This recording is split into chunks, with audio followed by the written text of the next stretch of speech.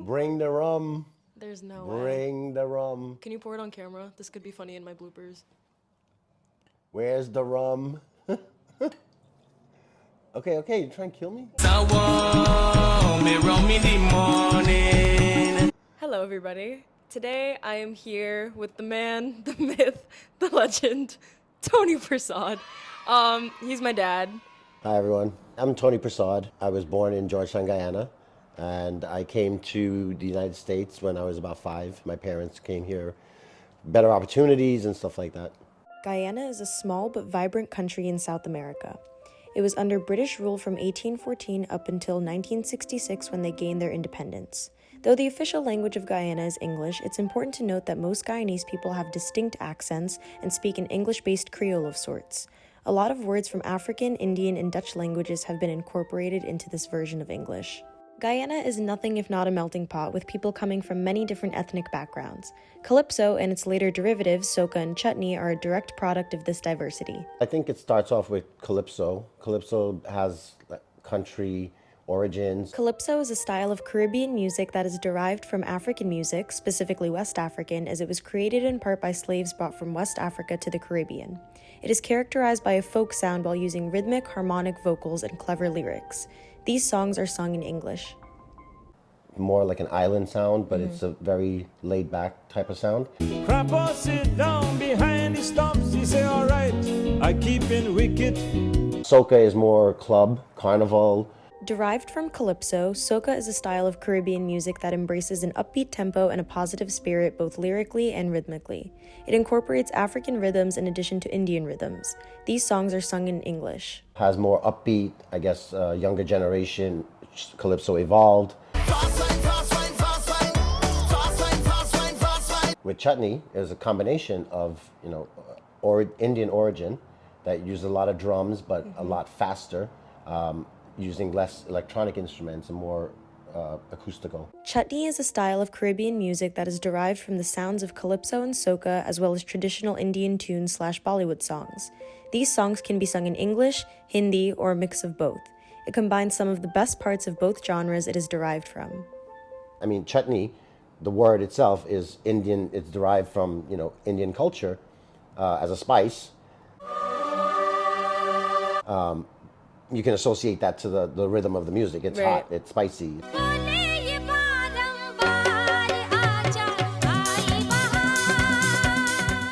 What do you think the most important instrument is in Caribbean music? Definitely has to be the drums, but also a different type of drum, the steel drums or steel pan, has a big influence across all 3 genres.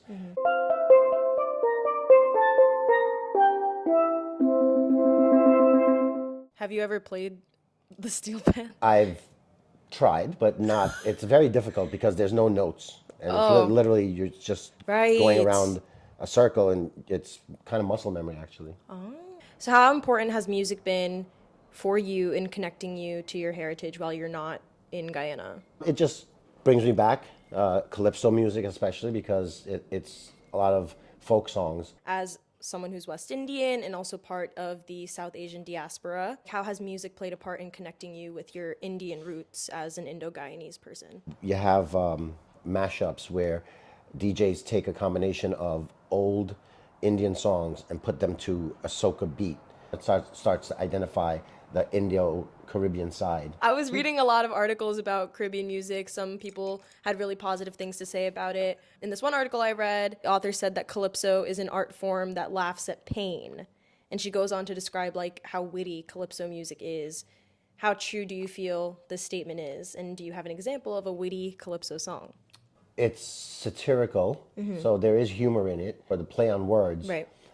Could have different connotations. One of the ones I remember is Sixpence by Pluto Shervington. If you don't like that, you can kiss my hairy ask me no questions. I remember when I was maybe 4 or 5 and I was singing Sixpence and I got in trouble because my grandmother said, don't say that.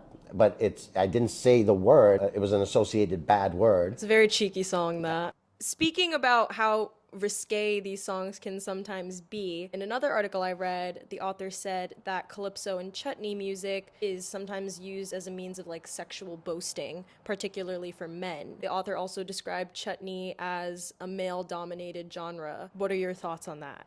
These days, I think it's more of an even playing field. I wouldn't say it's completely even, but there are a lot of women that come out and they're singing the same types of lyrics. When they coined the phrase chutney, it was made popular by an artist called Drupati back in the 70s-ish. Would you say that like Indian music is more like sanitized than Caribbean music? Because you mentioned like the sometimes explicit nature, the vulgar nature. I've just never heard like an explicit Indian song like ever. It's always like the flowers in your hair remind me that you're there. Like they're so sweet. Sanitized, like, all the time. yes, but that's that culture. It's coming from a very reserved culture and more romantic. The Indian music was generally associated to a movie. So it kind of tells the story. Right.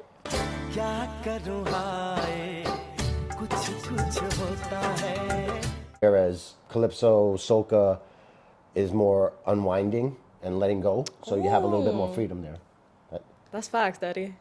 Sometimes there is like a crossover between the genres that we've spoken about, Soca, Calypso, Chutney, and like pop and hip hop and rap especially. So what are your thoughts on contemporary artists in different genres like hip hop, like rap? Artists like Drake, for example, who have drawn a lot of influence from West Indian culture and music. Like his whole album More Life was all about like that island sound that you've been talking about. He has songs called like Madiba Rhythm, and it's spelled like Riddim. He has a song called Blem. I see man turn fool for the money one too many times. I'm Blem for real. I might just say how I feel. Do you see these iterations as appreciation or appropriation of Caribbean music? I think appreciation more so because it's incorporating or blending in that Caribbean sound. And you see it the other way around as well, because you have Caribbean, soca songs that are incorporating mainstream music. So do you feel like it's more of like a diffusion and a conversation versus like taking the culture and just being like, oh, like I'm gonna use that to make like profit off of? I wouldn't say taking and borrowing, utilizing the sound that's out there. Right. And appreciating it. So make it into something different. And if it's popular and it gains popularity, then you'll hear more and more and more. Right. Yeah, I remember the first time I heard Galileo Party Animal on the radio, I was like, what is going on? Because you would never, ever, ever, ever hear Charlie Black like on the radio ever.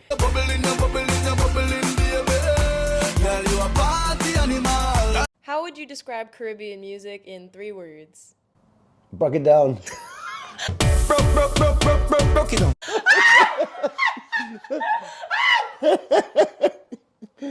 I knew you were going to do that. Give me one favorite Soca, Calypso, and Chutney song.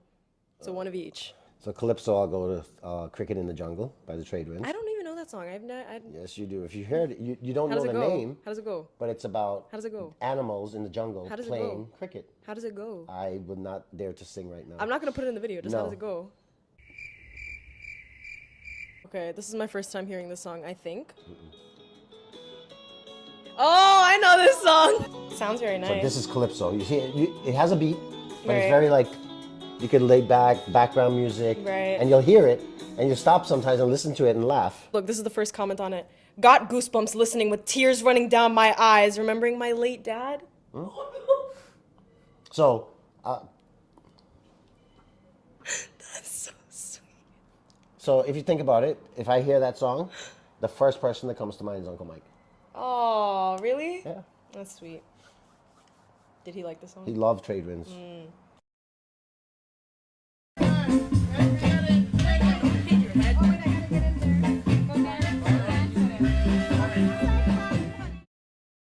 Okay, what about favorite Soca and then Chutney? Ravi B is like, he's up there.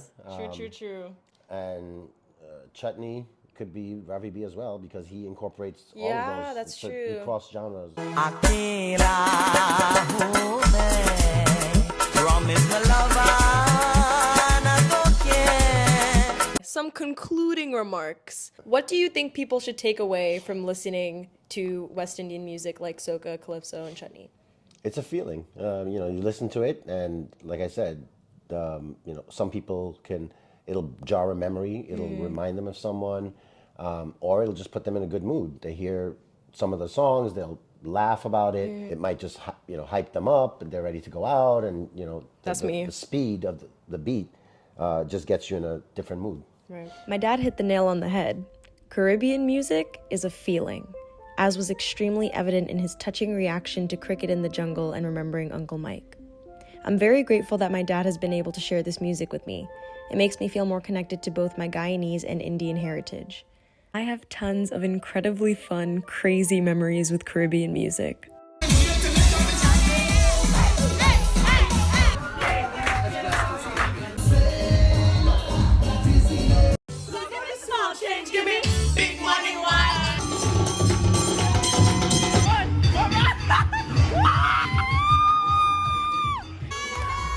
But the ones I'll cherish the most are the ones with my dad. Which is definitely most of them.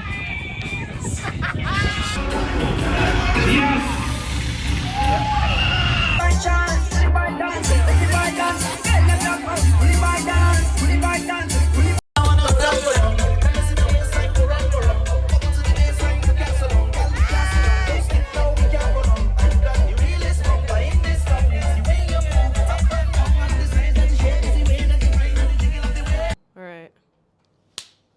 We did it. Time for rum!